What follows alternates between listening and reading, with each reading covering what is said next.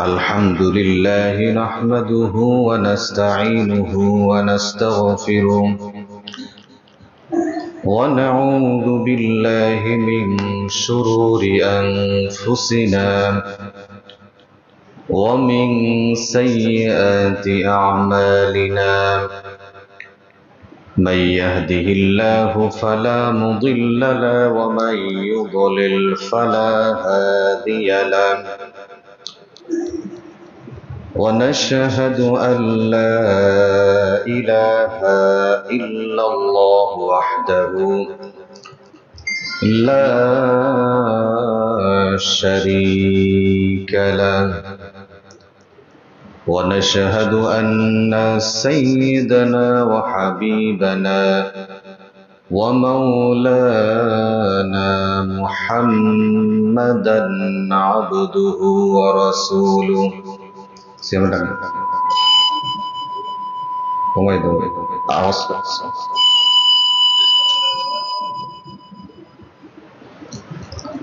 الذي أرسله بالحق بشيرا ونذيرا وداعيا إلى الله بإذنه وسراجا وقمرا منيرا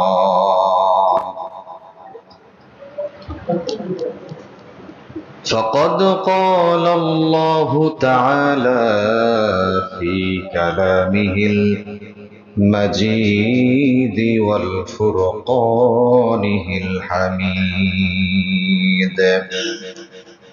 أعوذ بالله من الشيطان الرجيم بسم الله الرحمن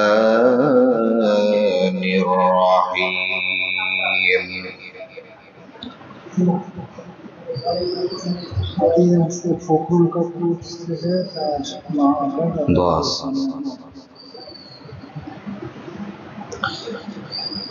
ألم نشرح لك صدرك ووضعنا عنك وزرك الذي أنقض ظهرك ورفعنا لك ذكرك. وقال رسول الله صلى الله عليه وسلم لا يؤمن أحدكم حتى أكون أحب إلى الله من والده وولده والناس أجمعين. صدق الله المولانا العلي العظيم وصدق رسوله النبي الكريم ونحن على ذلك لمن الشاهدين والشاكرين. قالوا سبحانك لا علم لنا إلا ما علمتنا إنك أنت العليم الحكيم. وقال تعالى في شان حبيبه ومحبوبه إن الله وملائكته يصلون على النبي يا أيها الذين آمنوا صلوا عليه وسلموا تسليما. اللهم صل على سيدنا مولانا محمد وعلى آل سيدنا شفيعنا محمد. اللهم صل على سيدنا مولانا محمد وعلى آل سيدنا شفيعنا محمد سيد الكونين والثقلين والفريقين من عرب ومن عجم اللهم صل على سيدنا مولانا محمد وعلى آل سيدنا شفيعنا محمد بلغ العلا بكماله كشف الدجى بجماله حسنت جميع خصاله صلوا عليه وآله الحمد لله মুআজ্জাজ মুহতারাম মুসাল্লিয়ান নিজাম মহান আল্লাহ রাব্বুল ইজ্জাত ওয়াল জালালের দরবারে লাখ কোটি শুকরিয়া আদায় করি, যিনি আমাদেরকে অত্যন্ত ভালোবেসে মহব্বত করে পবিত্র সালাতুল জুমাতে জুমার সালাত আদায়ের উদ্দেশ্যে আল্লাহর ঘর মসজিদে সকলের আগে ভাগে আসার বসার তৌফিক দান করলেন। এই জন্য সেই মহান মুনিবের দরবারে তার শিখানো ভাষায় কালিমাতুশ শুকরিয়া আদায় করি, সকলেই পড়ি আলহামদুলিল্লাহ। দুরূদ ও সালাম পেশ করি সর্বকালের সর্বযুগের সর্বশ্রেষ্ঠ মহামানব রাহমাতুল লিল আলামিন সাইয়্যিদুল মুরসালিন খাতামুন নবিয়্যিন মুহাম্মদ আরবি বিশ্ব নবী জনাবি মুহাম্মদুর রাসূলুল্লাহ পড়ি সাল্লাল্লাহু আলাইহি ওয়াসাল্লাম। প্রাণপ্রিয় মুসাল্লিয়ান ইকরাম, আমি আপনাদের সম্মুখে মহাগ্রন্থ পবিত্র কোরআনুল কারীম থেকে একটি আয়াতে কারিমা তিলাওয়াত করেছি। রাসূল কারীম সাল্লাল্লাহু আলাইহি ওয়া আলিহি ওয়াসাল্লামের অসংখ্য অগণিত হাদিস থেকে একটি হাদিস পেশ করেছি। আয়াত এবং হাদিসের আলোকে নির্দিষ্ট সময়ের ভিতরে আমলের নিয়াত ইখলাসের সাথে রবিউল আউয়াল মাসের দ্বিতীয় জুমায় নবীজি সাল্লাল্লাহু আলাইহি ওয়াসাল্লামের মুখনিসৃত বাণী, গুরুত্বপূর্ণ কিছু হাদিস, যেই হাদিসগুলো হযরতে আবু বকর রাদিয়াল্লাহু তাআলা, হযরতে ওমর, হাসতি হাসতি যেই সকল সাহাবীরা ছিল যারা সরাসরি নবীজি সাল্লাল্লাহু আলাইহি ওয়াসাল্লামের কাছ থেকে শুনেছে, বর্ণনা করেছে, অত্যন্ত গুরুত্বপূর্ণ হাদিস। নবীজির জীবনী থেকে আমরা সেই মূল্যবান কথাগুলো শুনব। আমরা নবীজি সাল্লাল্লাহু আলাইহি ওয়াসাল্লামকে অনেকে অনেকভাবেই মহব্বত করি। কিছু মানুষ আছে যারা নিজেদেরকে সুন্নিয়াতের পাবন্দী হিসাবে নিজেদেরকে দাবি করি, কিন্তু ভিতরে তার খোঁজ নিয়ে দেখা যাবে যে নবীর যে সুন্নত গুলো আছে, সেই সুন্নত গুলো, নবীজির যেই উপদেশগুলো আছে, সেই উপদেশগুলো সঠিকভাবে সবগুলো পালন করা হয় না। অথচ অনেক মানুষ আমরা সুন্নিয়াত দাবি করি। নবীজি নূরের তৈরি না মাটির তৈরি, এটার চেয়ে গুরুত্বপূর্ণ আপনি আমি নবীজিকে কতটা অনুসরণ করি। আমি আপনি নবীকে যেটাই বিশ্বাস করি না কেন, আল্লাহ তাআলা যেভাবেই তাকে সৃষ্টি করুক না কেন, এটা আপনার বিশ্বাসের সাথে কোনো ই নাই যে আপনার ঈমান চলে যাবে। আপনি যদি নূরের তৈরিও বলেন আলহামদুলিল্লাহ, সমস্যা নেই। আপনি যদি মাটির তৈরিও বলেন তাতেও কোনো সমস্যা নাই। সমস্যা ওইখানে যদি আপনি নবীকে না মানেন। তো একদল মানুষ তারা এভাবে ডিভাইডেড হয়ে গেছে, বলে যে নবীজি নূরের তৈরি। এ কথা যদি বিশ্বাস না করো তাহলে তোমাদের সাথে আমাদের কোনো সম্পর্ক নাই, তোমরা আলাদা। মুসলমানের ভাই একসাথে থাকবে, সম্পর্ক থাকবে, আলাদা করার সুযোগ নাই। এখানে বিশ্বাস আপনি নূর বলতে পারেন, মাটিও বলতে পারেন। মাটির ব্যাপারে কোরআনে আসছে, নূরের ব্যাপারে বিভিন্ন হাদিস আছে, জয়ীফ হাদিস গুলো। যাই হোক, এই নিয়ে কোনো দ্বন্দ্ব, তর্ক, বিতর্ক কোনোটাই নাই। যদি কেউ নূরের তৈরি বলে আমরা তাদের সাথে গন্ডগোল করব না, যদি কোনো ব্যক্তি মাটির তৈরিও বলে তাদের সাথেও আমাদের কোনো গন্ডগোল নাই। আমরা এটা বুঝাতে চাই, এটা বলবো যে নবীজিকে যেই ব্যক্তি ভালোবাসে সেই ব্যক্তি নবীকে অনুসরণ করবে। আমি আমার জীবনে কতটুকু নবীর জীবনী থেকে, নবীর আদর্শ থেকে আমি কতটুকু আমার জীবনে বাস্তবায়ন করতে পেরেছি, এটাই গুরুত্বপূর্ণ, সবচাইতে গুরুত্বপূর্ণ। আমি আমার জীবনে যদি বাস্তবায়ন করতে পারি আমি সার্থক একজন ইমানদার হিসাবে, একজন মুমিন হিসাবে।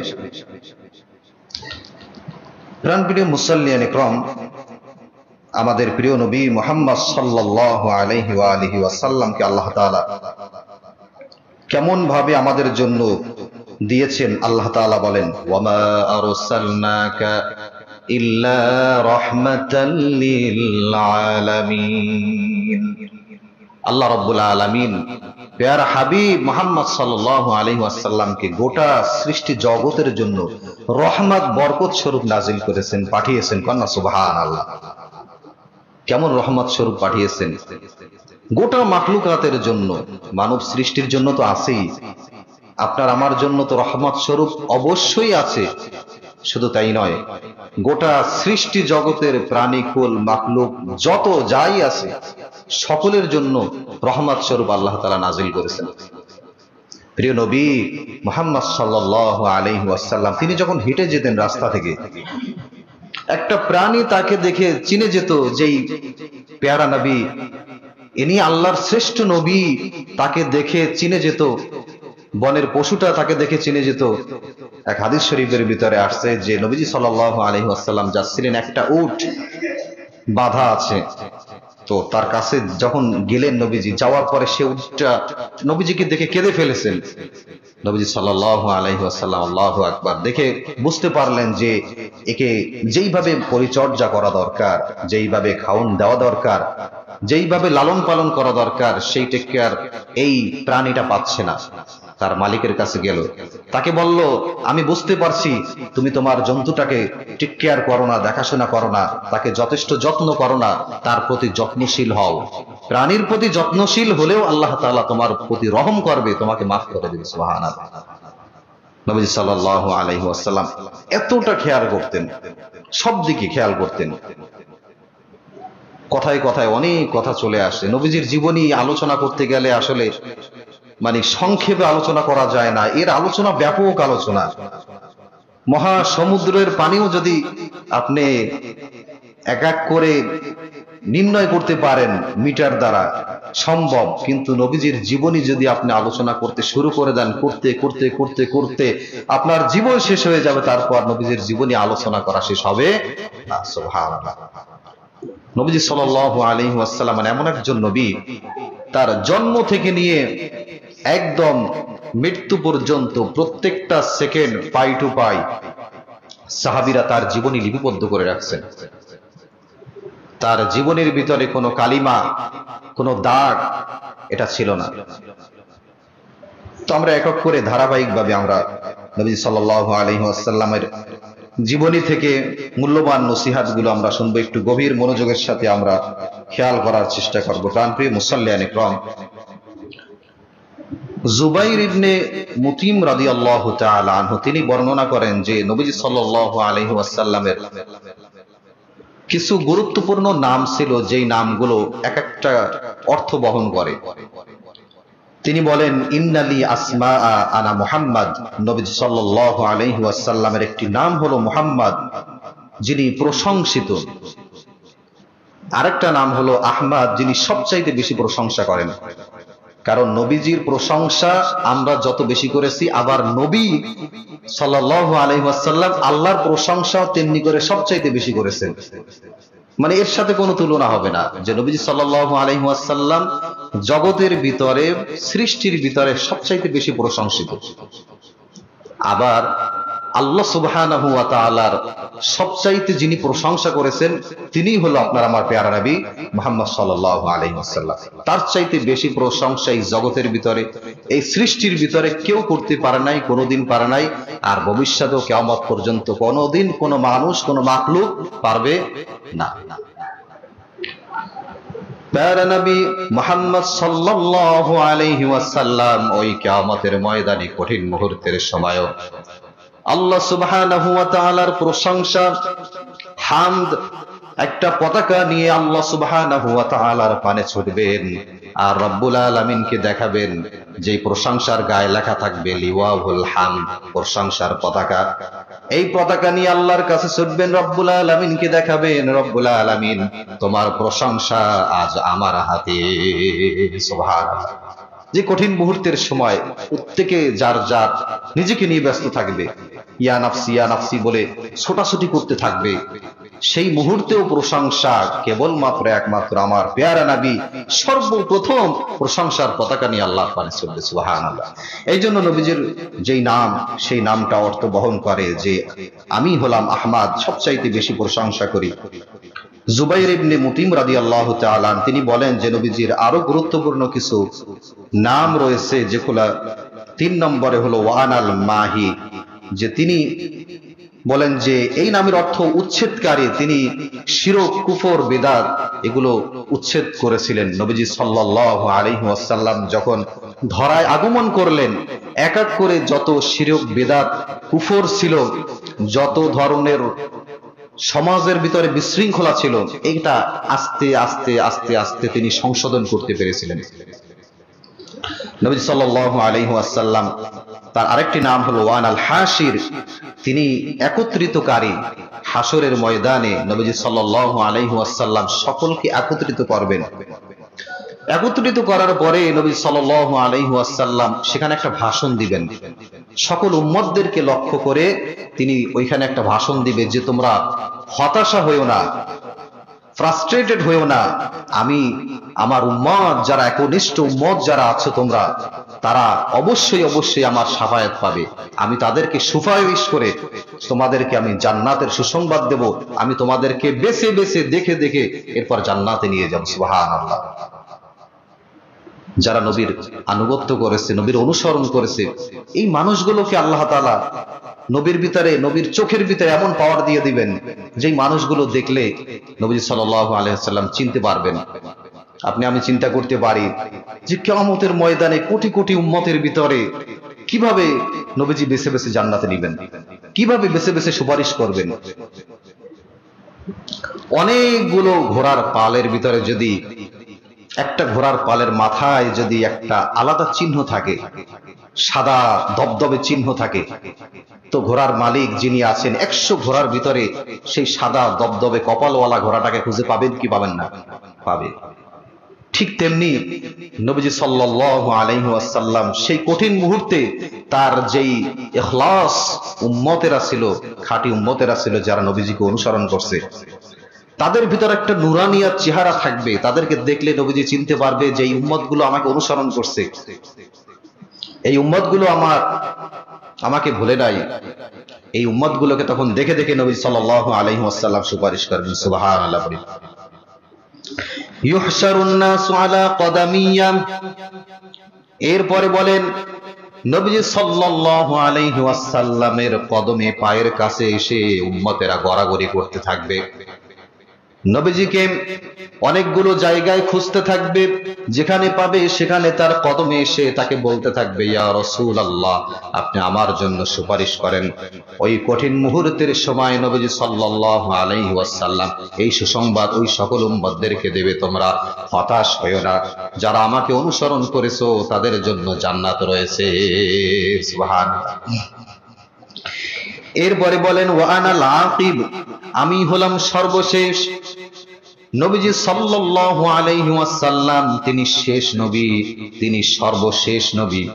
এই শেষ যে তিনি, এটাই হাদিসের ভিতরেও তিনি বর্ণনা করেন। আর গত জুমায় আমরা এ ব্যাপারে বেশ আলোচনা শুনেছি যে নবীজি সাল্লাল্লাহু আলাইহি ওয়াসাল্লাম তিনি সর্বশেষ নবী, তিনি সর্বশেষ নবুয়ত প্রাপ্ত নবী। এরপরে আর কোন নবী আসার সম্ভাবনা নাই। নবীজি সাল্লাল্লাহু আলাইহি ওয়াসাল্লাম চলে গেছেন, কোরআন রেখে গিয়েছেন, পথ প্রদর্শক হিসেবে এই কোরআন রেখে গিয়েছেন। আর কোন নবী আসবে না, কোন রাসূল আসবে না, এই কোরআন রেখে গিয়েছেন। এই কোরআনই আমাদের জন্য আদর্শ। কোরআন আপনি ধরতে পারবেন, পড়তে পারবেন, বুঝতে পারবেন, তাহলে অবশ্যই অবশ্যই আপনি জান্নাতের সার্টিফিকেট পেয়ে যাবেন। সুবহানাল্লাহ। নবী সাল্লাল্লাহু আলাইহি ওয়াসাল্লাম চলে গেছেন, অনুসরণ করার জন্য প্রত্যেকটা বিষয় এই কোরআন এবং সুন্নাহ হাদিস রেখে গিয়েছেন। আপনি পথভ্রষ্ট হবেন না। আপনি কোরআন সুন্নাহ আঁকড়ে ধরেন, অবশ্যই অবশ্যই হেদায়েত পেয়ে যাবেন।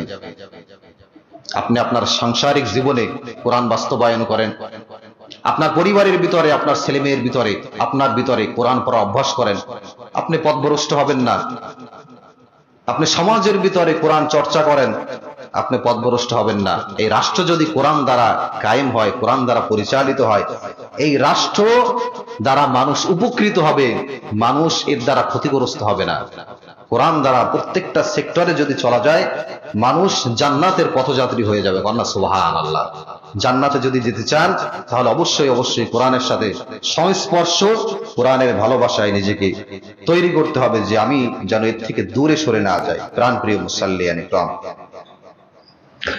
আল্লাহ সুবহানাহু ওয়া তাআলা বলেন, নবীজি কেমন আদর্শ, লাকাদ কানা লাকুম ফি রাসূলিল্লাহি উসওয়াতুন হাসানাহ, তোমাদের জন্য উত্তম আদর্শ হচ্ছে আমার প্যারা নবী মুহাম্মদ রাসূলুল্লাহ সাল্লাল্লাহু আলাইহি ওয়াসাল্লাম।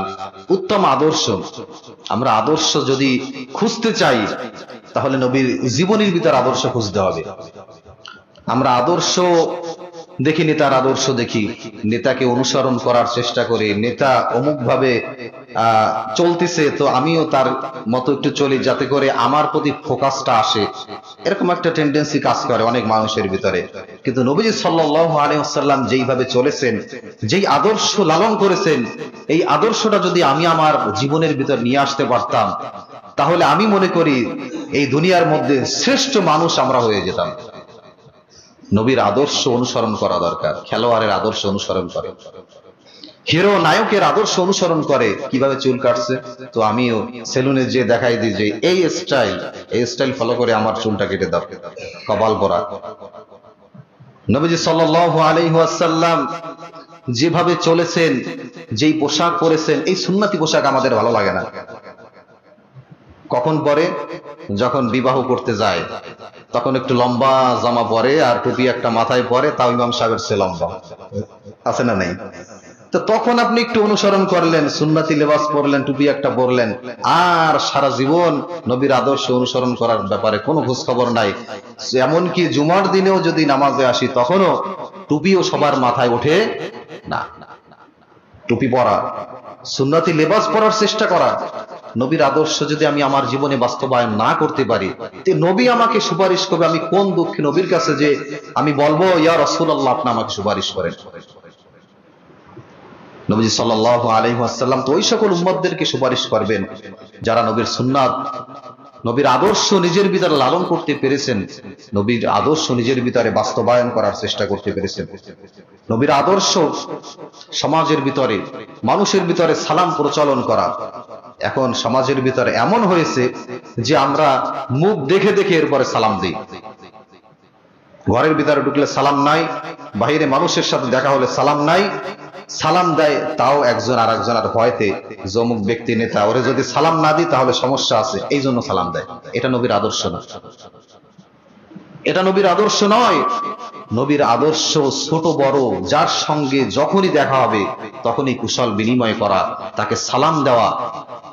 সালাম দ্বারা শান্তি বর্ষিত হবে, ভ্রাতৃত্ব বোধ তৈরি হবে, একজন অপরজনের প্রতি ভালোবাসা তৈরি হবে।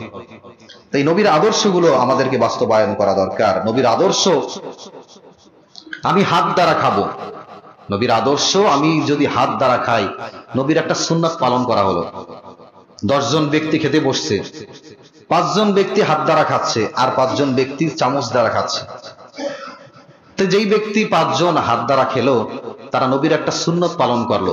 2 জন ব্যক্তি 10 জন ব্যক্তি 10 জনারই খাওয়া হলো, সবাই খেয়েছে, পেট পুরে সবাই খেয়েছে, কিন্তু এই 5 জন নবীর সুন্নাতকে বাস্তবায়ন করতে পারলো, আর 5 জন বাস্তবায়ন করতে পারলো না। তাহলে নবীর সুন্নাত বাস্তবায়ন করার কারণে আমি আলাদা একটা সওয়াব, নবীর একটা নেক নজর আমার প্রতি আসবে কি আসবে না? তো নবীর সুন্নাত এইভাবে যদি আমরা বেছে বেছে নিজেদের ভিতর বাস্তবায়ন করতে পারি, নবীজি সাল্লাল্লাহু আলাইহি ওয়াসাল্লাম আমাদের জন্য সুপারিশ করবেন। প্রাণপ্রিয় মুসাল্লিয়ান ইকরাম, নবীজি সাল্লাল্লাহু আলাইহি ওয়াসাল্লামকে আল্লাহ তাআলা এতটাই ভালোবাসছেন, এতটাই ভালোবেসেছেন যে নবীজিকে একটা বিশেষ উপাধি দিয়েছিলেন আল্লাহ তাআলা। অন্যান্য নবীদেরকে আল্লাহ তাআলা উপাধি দিয়েছেন, কিন্তু আমার নবীকে উপাধি দিয়েছেন। পার্থক্যটা কি আমি যদি বলি তখন আপনাদেরকে বুঝে আসবে। আল্লাহ সুবহানাহু ওয়া তাআলা সাইয়েদনা আদম আলাইহিস সালাতু ওয়াস সালামকে একটা উপাধি দিয়েছিলেন, ভালোবেসে উপাধি দিয়েছিলেন। সেই উপাধি হলো আদম সফিউল্লাহ। সাইয়েদনা মূসা আলাইহিস সালাতু ওয়াস সালামকে একটা উপাধি দিয়েছিল রব্বুল আলামিন, মূসা কালিমুল্লাহ, যিনি আল্লাহ সুবহানাহু ওয়া তাআলার সাথে কথোপকথন করতেন, এই জন্য তার উপাধিটা দিয়েছিলেন কালিমুল্লাহ, আল্লাহর সাথে কথা বলতেন। আল্লাহ সুবহানাহু ওয়া তাআলা ইব্রাহিম আলাইহিস সালাতু ওয়াস সালামকে একটা উপাধি দিয়েছিলেন ইব্রাহিম খলিলুল্লাহ। এই খলিলুল্লাহর মানে হলো বন্ধু। আল্লাহ সুবহানাহু ওয়া তাআলা ভালোবেসে বন্ধু উপাধি দিয়েছিল। আর আমার পেয়ারা নবী মুহাম্মদ সাল্লাল্লাহু আলাইহি ওয়াসাল্লামকে আল্লাহ রাব্বুল আলামিন একটা উপাধি দিয়েছিলেন হাবিবুল্লাহ। হাবিবুল্লাহ মানেই হলো বন্ধু, আর খলিলুল্লাহ মানি এটার অর্থ বন্ধু। কিন্তু পার্থক্যটা হলো যে দুইটার ভিতরে মোহাব্বত, ভালোবাসার একটা টান, একটা বহির্প্রকাশ, এটা হাবিবুল্লাহর ক্ষেত্রে বেশি। খলিলুল্লাহ মানিও বন্ধু। আমি নামাজ পড়ি, 5 ওয়াক্ত নামাজ আল্লাহ সুবহানাহু ওয়া তাআলার হুকুমে আমি আদায় করি, এটা আল্লাহর প্রিয়। যে আল্লাহ তাআলা দেখেন যে আমার বান্দা 5 ওয়াক্ত সালাত জামাতে সে আদায় করে, আল্লাহ তাআলা খুশি হয়। এই বান্দা যখন গভীর রজনীতে ঘুম বাদ দিয়ে এরপরে রাত 3টা-4টার সময় দাঁড়িয়ে যায়, তাহাজ্জুদের সালাত আদায় করে, তখন এই বান্দার প্রতি আল্লাহ তাআলা আরো বেশি খুশি হয় কিনা? আরো বেশি খুশি হয়ে যায়। ঠিক তেমনি খলিলুল্লাহ আল্লাহর বন্ধু, এটা একটা এক ধরনের বন্ধু। হাবিবুল্লাহ দ্বারাও বন্ধু, কিন্তু একটা মহব্বতের একটা ব্যাপার আছে, বেশি মহব্বত এখানে মিনিং, একটা অর্থ বহন করে যে আল্লাহ সুবহানাহু ওয়া তাআলা তার প্রিয় হাবিবকে বেশি মহব্বত করতেছে। কারণ সুবহানাল্লাহ। প্রাণপ্রিয় মুসাল্লিয়ান ইকরাম, আল্লাহ হাবিব সাল্লাল্লাহু আলাইহি ওয়াসাল্লামকে আল্লাহ তাআলা সবচাইতে বেশি মহব্বত করেছেন বিধায়ী রব্বুল আলামিন প্রত্যেকটা জায়গায় তাকে সম্মানসূচক ওয়ার্ড, সম্মানসূচক শব্দ আল্লাহ তাআলা চয়ন করেছেন পবিত্র কোরআনুল কারীমের ভিতরে। অন্যান্য নবীদেরকে আল্লাহ সুবহানাহু ওয়া তাআলা কিভাবে ডেকেছেন? নাম ধরে ধরে তারপরে ডেকেছেন, ইয়া আদম, হে আদম, ইয়া মূসা, হে মূসা, ইয়া জাকারিয়া, হে জাকারিয়া। এভাবে অন্যান্য নবীদেরকে, পয়গম্বরদেরকে আল্লাহ সুবহানাহু ওয়া তাআলা নাম ধরে ধরে তারপরে ডেকেছেন। আর আপনার আমার প্যারা নবী মুহাম্মদ সাল্লাল্লাহু আলাইহি ওয়াসাল্লাম, তাকে পবিত্র কোরআনুল কারীমের ভিতরে কোথাও কোথাও একটা জায়গায় খুঁজে পাবেন না যে ইয়া মুহাম্মদ এভাবে নাম ধরে ডেকেছে। কিভাবে তাহলে ডেকেছে? পবিত্র কোরআনুল কারীমের ভিতরে আসছে ইয়া মুজাম্মিল, ইয়া আইয়াতুহাল মুজাম্মিল, হে চাদর পরিহিত ব্যক্তি। সম্মান দিয়ে এরপর পেয়ারা নবী মুহাম্মদ সাল্লাল্লাহু আলাইহি ওয়াসাল্লামকে আল্লাহ তাআলা সম্মান দিয়ে তারপরে কথা বলেছেন ইয়া মুদাসসির, ইয়া আইয়ুহাল মুদাসসির, ইয়া আইয়ুহাল মুজাম্মিল, যে আপনি সম্মানিত ব্যক্তি, আপনি বসে আছেন, আপনাকে বলছি, আমি আপনাকে সম্বোধন করে ডাকছি, নাম ধরে তারপরে তাকে ডাকে নাই। প্রাণপ্রিয় মুসাল্লিয়ান ইকরাম, সময় সংক্ষেপ, সময় শেষ। নবীজির জীবনী আলোচনা করা শুরু করলে আসলে শেষ করা সম্ভব না। আমরা চেষ্টা করব রবিউল আউয়াল মাস, নবীজির জীবনী নিয়ে যেহেতু কথা হচ্ছে, আমরা প্রত্যেকটা জুমায় চেষ্টা করব আগে বাগে মসজিদের দিকে চলে আসব এবং শুরুতে আলোচনা আমরা শোনার চেষ্টা করব। এখান থেকে আমাদের জীবনের মোড় আল্লাহ তাআলা চাইলে পরিবর্তন করে দিতে পারেন। নবীর আদর্শ শুনলে নিজের ভিতরে ভালো লাগে, আমলের ভিতরে পরিবর্তন আসে। আল্লাহ তাআলা আমাদের জীবনের গুনাহগুলো মাফ করুক, নিজেদের জীবনের আদর্শ নবীর জীবনের আদর্শের সাথে মিলিয়ে আমরা যেন পালন করতে পারি, সেই তৌফিক আল্লাহ তাআলা দান করুক, পড়েন আমিন। প্রাণপ্রিয় মুসল্লিয়ান ইকরাম, আমি গত জুমায় আমাদের মসজিদের সভাপতি সাহেবকে নিয়ে বলেছিলাম যে তিনি সুপ্রিম কোর্টের বিচারপতি হয়েছেন, অনেকে ছিলেন না, অনেকে ছিলেন। তো আমি দুই একটি কথা বলবো, এর ভিতরে হাদিসও আছে, নসিহাতমূলক একটি দুইটা আপনাদের জন্য কথা বলবো, একটু গভীর গুরুত্বের সাথে মনোযোগ দিয়ে আপনারা শুনবেন। আপনারা জেনে অত্যন্ত খুশি হবেন যে আমাদের মসজিদের সভাপতি সাহেব সুপ্রিম কোর্টের হাইকোর্ট বিভাগের তিনি বিচারপতি হয়েছেন। সকলে বলি আলহামদুলিল্লাহ। আমরা অনেকেই জানি বা অনেকে নাও জানতে পারি। আমরা অত্যন্ত আনন্দিত এবং খুশি যে আমাদের এই যশোরদীর ভিতরে এবং আমাদের মসজিদের সভাপতি সাহেব তিনি এরকম একটা পর্যায়ে গিয়েছেন। এটা আমাদের জন্য স্বপ্ন, এটা প্রত্যেকটা মানুষের জন্য স্বপ্ন এবং এলাকাবাসীর জন্য গৌরবের, রহমতের, যে আল্লাহ তাআলা তাকে কবুল করেছেন। এখানে চাইলেও আল্লাহ তাআলা সকলকে কবুল করেন না, তাকে কবুল করেছেন। আমরা দোয়া করি আল্লাহ তাআলা যেন তার নেক হায়াত এবং দীর্ঘ হায়াত দান করেন, পড়েন আমিন। এবং আমরা এটা দোয়া করি যে তিনি সুস্থতার সাথে, তিনি যতদিন বেঁচে থাকেন সুস্থতার সাথে দীর্ঘ হায়াত পান এবং সঠিকভাবে সুন্দরভাবে যেন বিচার কার্য পরিচালনা করতে পারেন। হাদিস শরীফের ভিতরে আসছে যে নবী সাল্লাল্লাহু আলাইহি ওয়াসাল্লাম বলেন, সাবাতু ইউজলিমুহুমুল্লাহু তাআলা ইউযিল্লুল্লাহু তাআলা, যে 7 শ্রেণীর মানুষদেরকে আল্লাহ তাআলা আরশের নিচে ছায়া দান করবেন। কয় শ্রেণীর মানুষ? 7 শ্রেণীর মানুষ। তার ভিতরে 1 নম্বরে হলো নবীজি বলেন ইমামুল আদিল, ন্যায় বিচারক।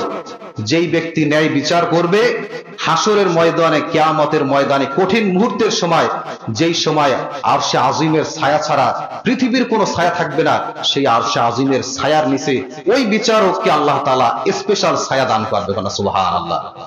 তো আমরা দোয়া করি যে আমাদের সাহেব তিনি যেন সেই রকম দক্ষ হন এবং সেই রকম যেন বিচার কার্য পরিচালনা করতে পারেন। আল্লাহ তাআলা তার প্রতি সেরকম রহম, সেরকম বরকত দিয়ে ধন্য করে দেন, তিনি যেন সেইভাবে পরিচালনা করতে পারেন, সেই তৌফিক আল্লাহ তাআলা দান করুক, পড়েন আমিন। আমরা যতটুকু আলোচনা শুনলাম আল্লাহ তাআলা আমাদের সকলকে বোঝার এবং আমল করার তৌফিক দান করেন, পড়েন আমিন। ওয়া আখিরু দাওয়ানা আলহামদুলিল্লাহি রাব্বিল আলামিন। যারা সুন্নাত করি নাই কবলাল জুমার সুন্নাত করি।